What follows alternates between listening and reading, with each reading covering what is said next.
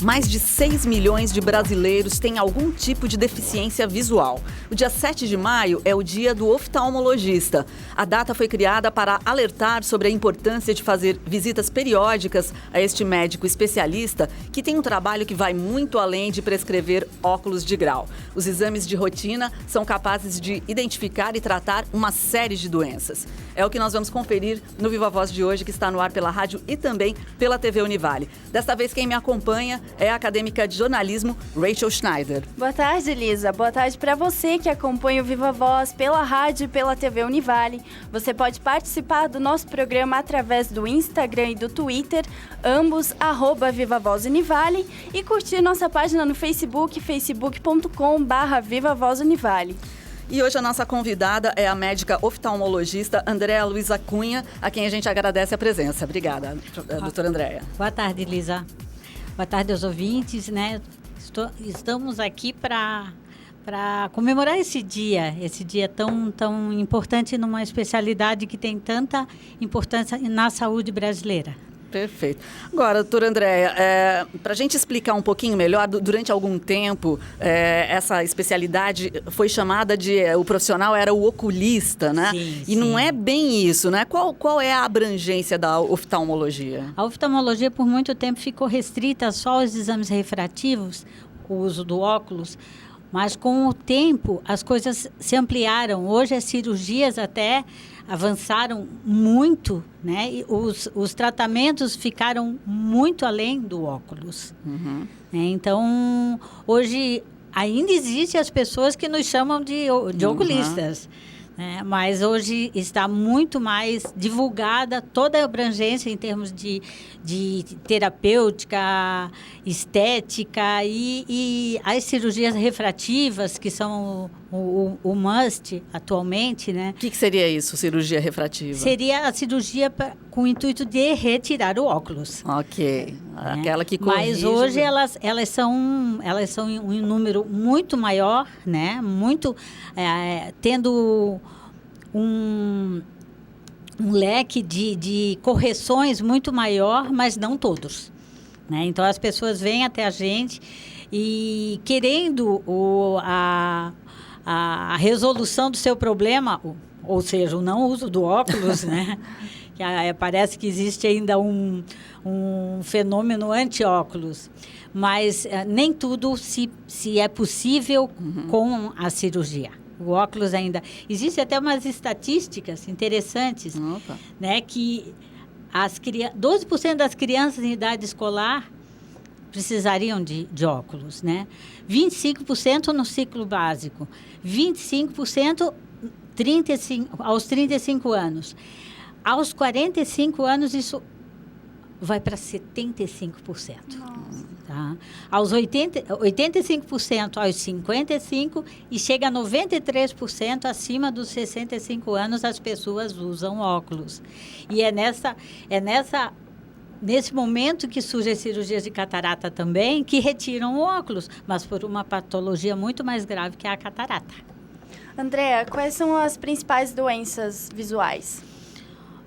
Além do óculos, que é a mais comum, existem cirurgias, as patologias que abrangem córnea, abrangem a parte externa, que são pálpebras, né? As conjuntivites são as mais comuns, né? E depois tem as do segmento posterior, né? Que são as internas ao olho, que são as retinopatias, são as doenças com alterações de retina que são graves, porque são neurológicas, né? Pegam a parte nervosa do olho. Aí nada a ver com óculos, né? Nada a ver com óculos, nada. Nada, e é bem outro diferente. tipo de patologia. Sim. E, inclusive, algo que vem sendo divulgado bastante é que a visita ao oftalmologista pode, inclusive, prevenir doenças que não têm nada a ver com os olhos, Sim. como a diabetes, por exemplo, não é isso? Porque o médico oftalmologista, ele, antes de tudo, é médico. Claro. E ele, dentro do universo dele, ele se restringe aos olhos. Então, as patologias sistêmicas se manifestam nos olhos.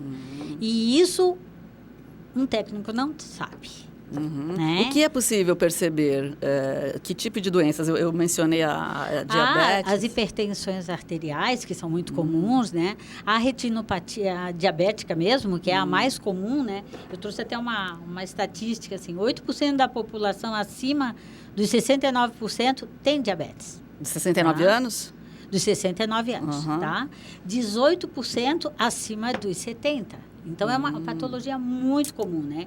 25% dos pacientes insulino-dependentes, né? Os diabéticos insulino-dependentes, eles desenvolvem retinopatia diabética entre 5 e 10 anos de doença, né? Então, é uma coisa muito comum que tem que ser muito bem vista pelo médico. Muito bem investigada, com fundo de olho. São, né, aqueles exames um pouco mais complexos. Complexos, com certeza. Como o envelhecimento influencia na saúde dos olhos? Como ele influencia no todo, né? O olho não gasta de enxergar, ele gasta de ser mal usado. Como assim? Explica melhor pra gente. Se uma pessoa resiste ao uso de óculos, ou seja, ela enxerga mal, ela treina o cérebro a enxergar mal.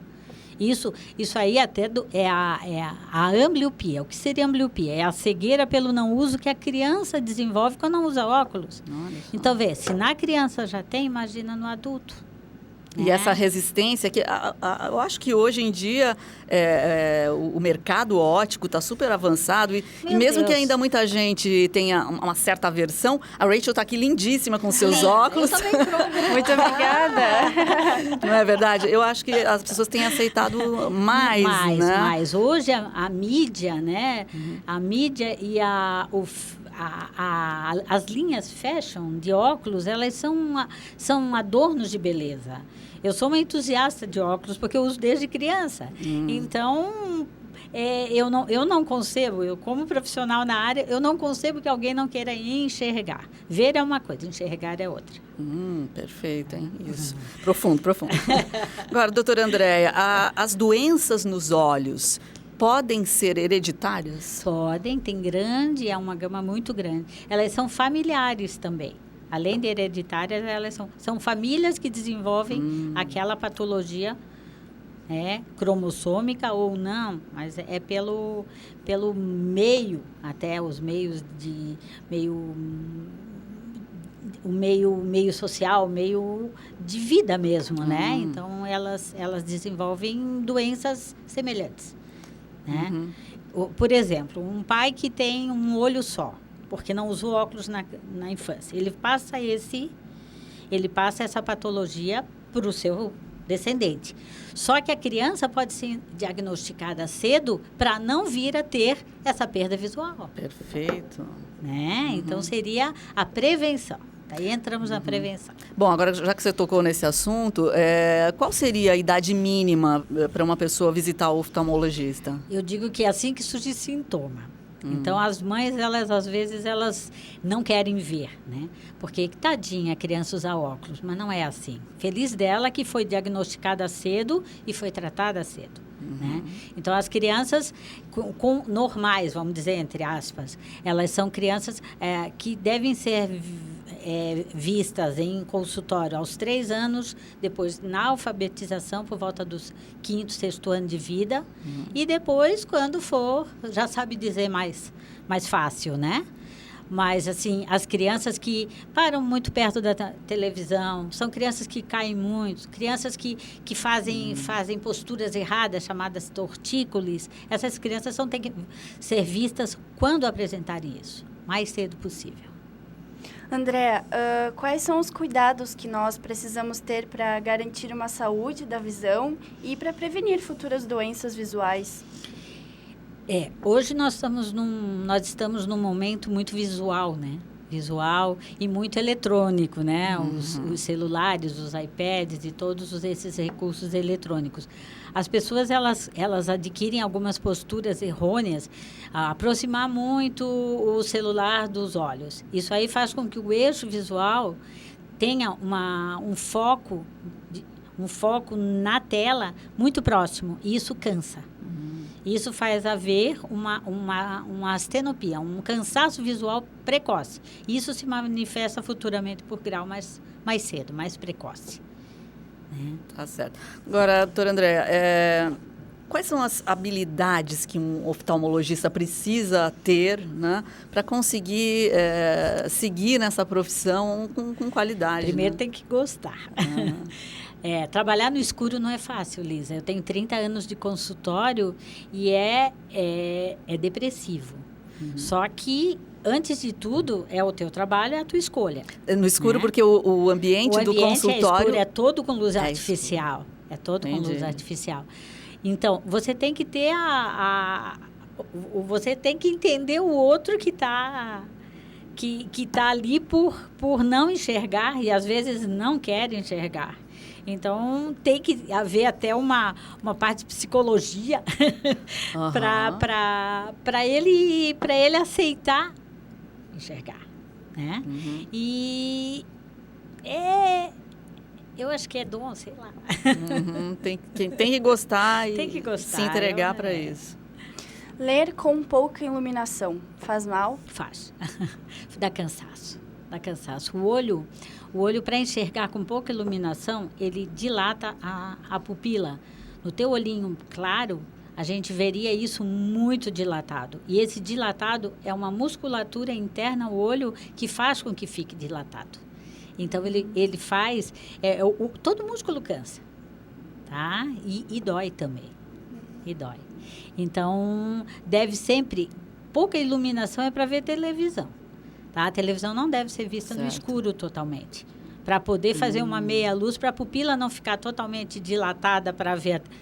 para o escuro restante e não ficar contraída para ver a iluminação central da televisão. Olha só. Mas sempre iluminação indireta sobre o papel, de trás para frente. Tá, então já que a gente entrou aí nessa linha dos mitos ou não mitos, enfim, olhos claros são realmente mais sensíveis à iluminação mais forte ou isso é mito? Isso é meio mito, é um pouco de verdade. A sensibilidade ao sol, ela não é privilégio dos olhos claros, não. Mas acontece que uma cortina mais fina, ela bloqueia menos a claridade, né? E é o que acontece com os olhos azuis e os nossos, que são bem castanhos, né? Mas, por exemplo, se você estiver num ambiente frequentemente escuro, quando você vai para o sol, você vai ter tanta sensibilidade à luz quanto os portadores de olhos claros. Entendi. Então, tem que proteger todos. todos. Daí entra o óculos de sol. Certo. Até que ponto a luz que é refletida por aparelhos eletrônicos é saudável para a nossa visão? Ela já foi pior. Aqueles outros monitores, eles eram bem mais danosos. Mas esses monitores atuais, eles têm um filtro muito interessante. O problema ficar na frente do monitor é que as pessoas ficam tão entretidas no conteúdo da tela, que elas esquecem de piscar. E o olho tem que piscar por minuto 12 vezes. Então, a cada 5 segundos, a gente dá uma piscada. E no momento que você fica muito, muito entretido, você baixa essa frequência para 5 por minuto. Dá 12 segundos. Tá? É mais do que o dobro do que deveria. Tá? Então, hoje a gente usa muito hidratante ocular, né, para os olhos secos, que realmente existe uma exposição muito grande. Né? Então, hoje a gente utiliza esse tipo de colírio da criança até o idoso.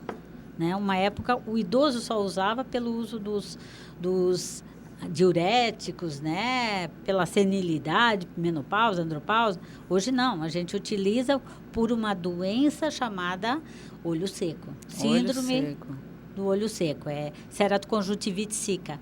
Ela é muito comum atualmente. Tá? E você está relacionada, então... Principalmente no jovem, a exposição não a exposição da luz, mas é pela permanência na frente do...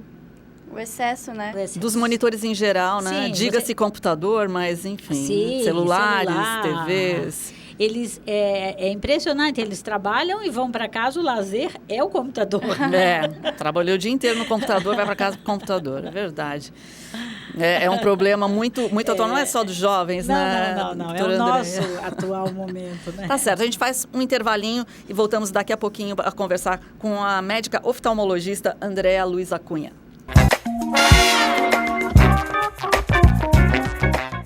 Estamos de volta e aproveitando a passagem do dia 7 de maio, damos aqui os nossos parabéns aos oftalmologistas pela passagem do seu dia. E por isso a nossa convidada de hoje é a médica oftalmologista Andréa Luiza Cunha. Então, doutora Andréa, quais são as principais causas de cegueira no Brasil?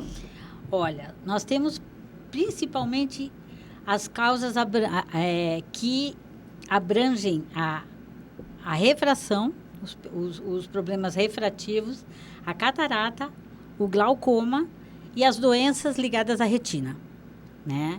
A refração a gente já falou no bloco anterior. A refração é o uso de óculos, né? Para a gente deixar bem... É o uso de algo que corrija, né? Okay. É o óculos, a lente de contato, hoje a cirurgia refrativa, né? Mas assim, a cirurgia refrativa é o intuito de corrigir o erro refrativo. Então quer dizer que não corrigir pode levar à cegueira? Sim. Sim. Principalmente preventivamente na criança, certo, né? No adulto, como se vê pessoas fazerem o óculos para tirar a carteira de motorista só para aparecer para o médico no Detran. Uma situação muito comum, né? E para mostrar para o guarda na hora que tiver uma blitz. Daí essa pessoa sai por aí sem enxergar e dirigindo. Sai dirigindo. Que e acha perigo. que está... Que perigo. É um perigo. Normalmente eu peço a placa do carro para mim passar bem longe. Entendi. Mas, se fosse possível, né? Mas... Então, a refração, né? As ligadas aos erros refrativos. A catarata pensa só no velho. Não, tem a catarata congênita. A criança que fica na incubadora, hoje muito menos pela prevenção que se dá, mas é uma criança com risco, né? O retinoblastoma, que é um tumor intraocular de aparecimento no primeiro ano de vida e leva à morte. Olha só. Isso está relacionado ao teste do olhinho? Sim, esse é o teste do olhinho? Grande. É o teste do olhinho ou o teste do reflexo vermelho, né? Isso. Que hoje a gente faz sem querer, porque toda criança que nasce, aparece 1000 celulares batendo foto. Entendi. Precisa haver uma reação. Né? Isso... Não, aparece nessas fotos, né? Aparece. Então, tem celulares que não tem filtro, alguma coisa assim, e aparece e a mãe no outro dia tá no consultório mostrando a foto e com a dúvida, com Mas medo, aparece né? O quê? É esbranquiçado? A pupila fica branca. A gente não gosta quando as fotos saem com reflexo vermelho. Isso. Mas o reflexo vermelho é o intuito que o olho está ótimo. Entendi. Não fica bonito, mas Entendi. E esse teste é feito já automaticamente em todas as maternidades? As maternidades fazem, já de rotina, né? Ok. E em terceiro, a gente tem o glaucoma, que é a segunda maior causa de cegueira no mundo. No mundo. Né? No Brasil, 2 a 3% da população acima dos 40 anos pode ter a doença. Olha só. Né? E tem alguma causa específica? Familiar. É familiar e adquirida pelo uso de determinadas medicações sistêmicas e locais. Né? Ok.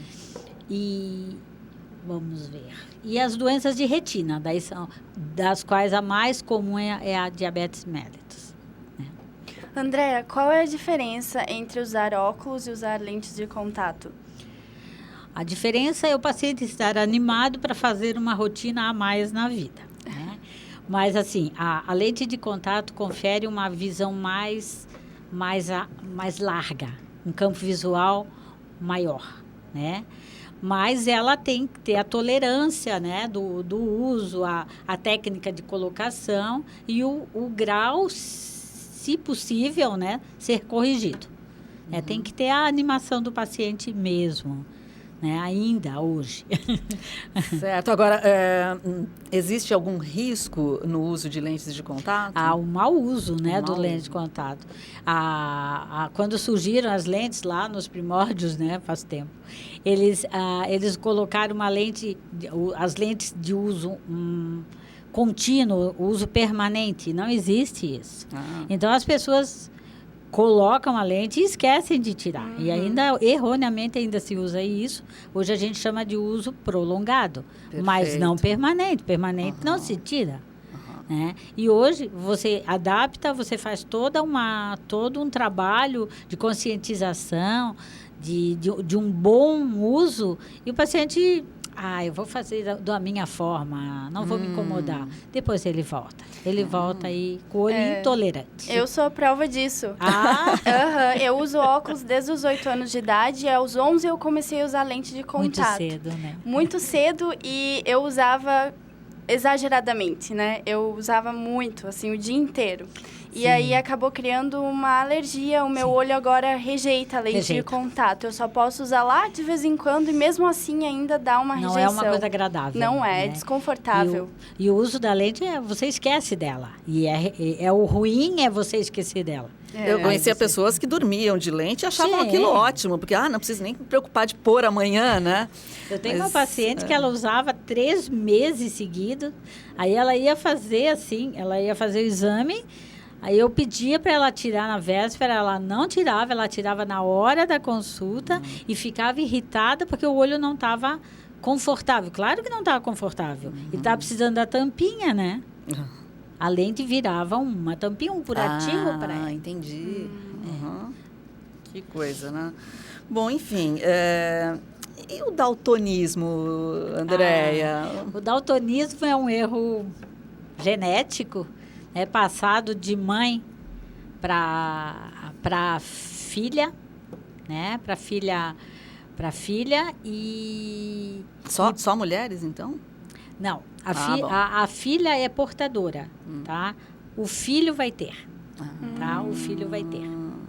Então, mas assim, não inabilita a nada, né? Eu tive paciente que tinha como profissão, ele trabalhava no setor de qualificação de óleo. E o óleo tem a diferença é de cor. E e verdinho, né? E é justamente o verde e o vermelho que o daltônico tem a falta, né? Ele confunde os dois? Ele não enxerga. Não enxerga. Ele não enxerga. É muito interessante porque ele se veste da forma muito especial.